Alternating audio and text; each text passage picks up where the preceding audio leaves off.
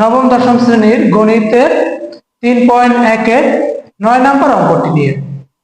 দেখো দেয়া আছে a + b + c = 9।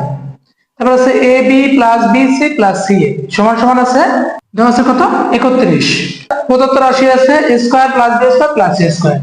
এটা একটা সূত্র আছে, এটা সূত্র হলো a + b + c whole square -2 ব্র্যাকেটের ভিতর ab + bc + ca।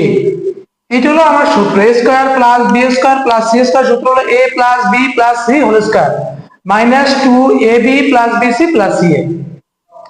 a + b + c এর পরিবর্তে আমরা আছে 9 লিখতে পারি 9 পাওয়ার আছে স্কয়ার a স্কয়ার দাও -2 এর পরিবর্তে আছে 31।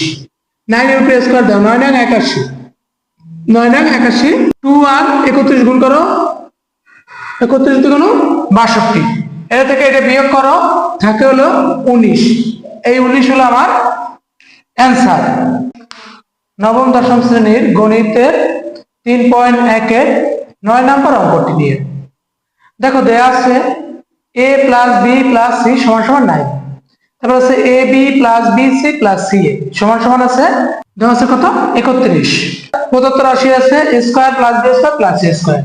এটা একটা সূত্র আছে, এটা সূত্র হলো a + b + c whole square -2 ব্র্যাকেটের ভিতর ab + bc + ca।